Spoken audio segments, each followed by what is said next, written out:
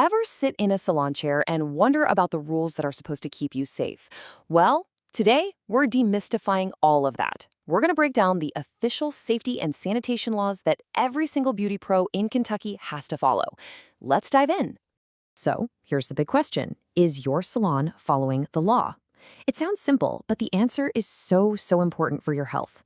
Whether you're a client just getting your hair done or you're a licensed professional yourself, these rules aren't optional. So how can you be sure? Let's get into it, starting with the one rule that kind of governs everything. Here it is, the foundation of it all. In Kentucky, if someone is getting paid to perform a beauty service, or even just offering it to the public, it is regulated by law. This isn't a suggestion or a best practice. It's the bedrock of public protection for the whole industry. Okay, so let's start with two of the most common services you're going to find. Cosmetology, which is basically all things hair, and esthetics, which covers skincare. Both of these involve really close contact and very specific tools, so believe me, the rules are strict for a good reason. When it comes to styling hair, the main goal of every single rule is to stop germs from spreading from one client to the next. It's all about creating a completely clean brick between you and the person who is in the chair before you.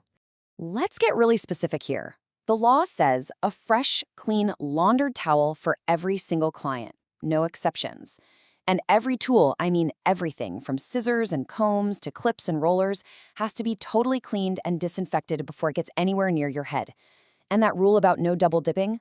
Yeah, that means your stylist can't just stick a used brush or spatula back into a big pot of cream. That's how things get contaminated. Okay, now let's move on to aesthetics or skincare. The stakes get even higher here, Because services like waxing, facials, they deal directly with your skin's protective barrier. And that is exactly why aesthetics is a licensed profession. The rules for estheticians are all about managing risk. They're trained to handle chemicals safely and to avoid breaking the skin. They know how to prevent infections from dirty tools. Basically, anything that touches your skin has to be either brand new and single use or completely disinfected. And when you're talking about areas like your eyes and face, well, there is just zero room for error. All right, now we need to talk about the one area that the state flags as the highest risk of them all, nail technology. The language the state uses here is really serious, and honestly, it should be. This isn't just about getting a pretty manicure. It's a huge matter of public health. You see this? The law literally puts a major medical alert on this section. That's not just for dramatic effect. That is a direct warning from the regulators themselves. When you see language like that, you know the rules that are about to follow are absolutely critical. And here's why it's so serious. Nail services often involve working right up against the cuticles, in a warm, moist environment where bacteria can just thrive. And even more importantly, there's a very real chance of tiny nicks, cuts, and, yes, blood exposure. That makes preventing the spread of bloodborne pathogens the #1 job.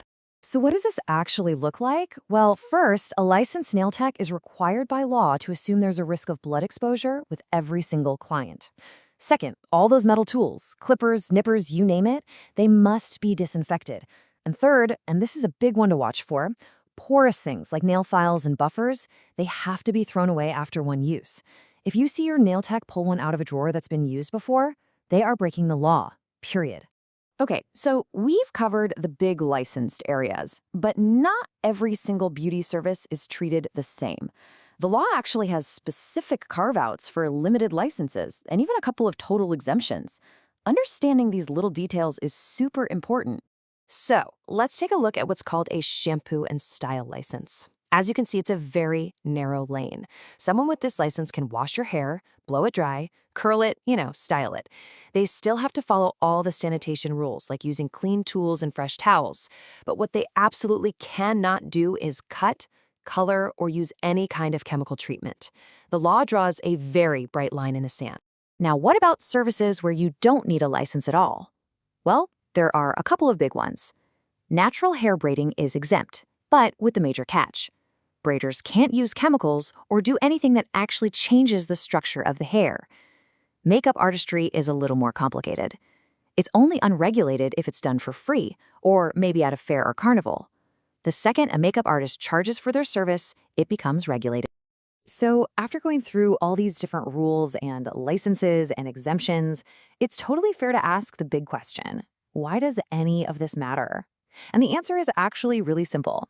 It all comes down to protection.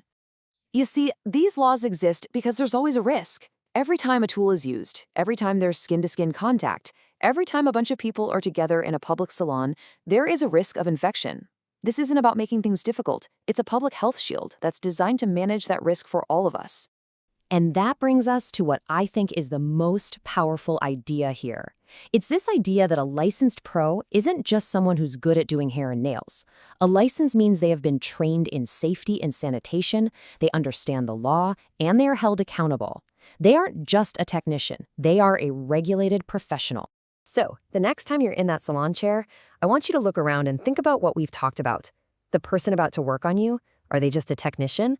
Or are they a regulated professional who is trained and dedicated to protecting your health? Because now you know what to look for.